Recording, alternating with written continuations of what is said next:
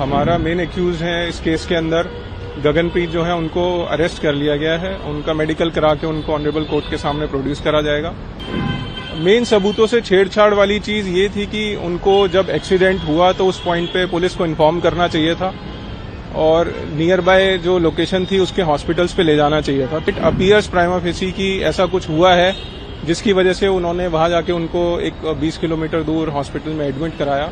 तो उस चीज को सबको तफ्तीश करने के लिए, उसको जानकारी में लाने के लिए उस सेक्शन को ऐड करा गया। इसमें जो हमारा मेन एक्यूज है इस केस के अंदर गगनप्रीत जो है उनको अरेस्ट कर लिया गया है। उनका मेडिकल करा के उनको ऑनरेबल कोर्ट के सामने प्रोड्यूस करा जाएगा।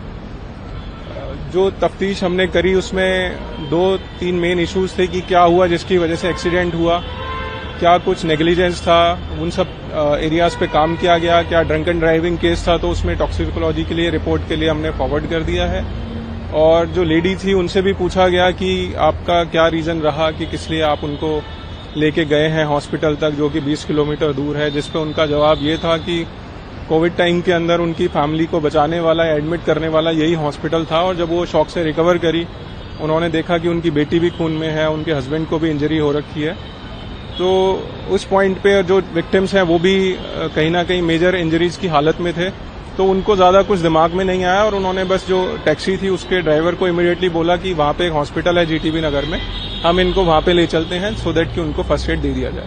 सर, गगनप्रीत कौर की क्या प्रोफाइल है, वो क्या इस बारे में कुछ पता चला है? गगनप्रीत जो है वो गुड़गांव की रहने वाली है। अपने हस्बैंड के साथ बिजनेस में बताती हैं कि काम कर रही हैं वो, और उनके हस्बैंड का अपना बिजनेस है। सर, क्या शराब पीने का भी कुछ ऐसा प्राइमरी इन्वेस्टिगेशन में किया उस समय वो ड्रंक थी या उन्होंने किसी प्रकार का कोई ऐसा सेवन किया और इससे नशीले पदार्थों को सेवन किया उन्होंने? उसके लिए हमारी जो टॉक्सिकोलॉजी की रिपोर्ट है वो अभी पेंडिंग है। तो अगर वो उसमें आता है कुछ तो उसके अकॉर्डिंग हमें एक्शन लिया जाएगा।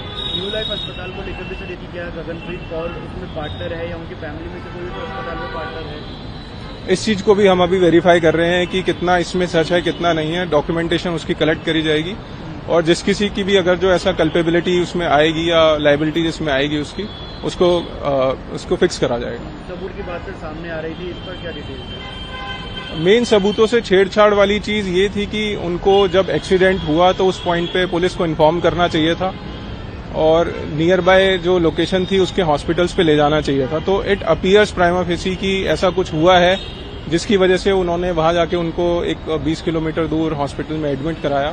तो उस चीज को सबको तफ्तीश करने के लिए, उसको जानकारी में लाने के लिए उस सेक्शन को ऐड करा गया। नवजोत सिंह की वाइफ जो है अभी थोड़ा स्टेबल हैं, उनके 2 ऑपरेशंस ऑलरेडी हो चुके हैं हॉस्पिटल के अंदर। तो बाकी तो डॉक्टर्स ही उसमें आगे बताएंगे कि क्या कंडीशन है और कितना रिकवरी हुआ है। फैमिली थी सर, उसमें क्या किसी कोई अभी मेजर इंजरी है, क्या कोई अभी भी हॉस्पिटल में एडमिट है उनमें से?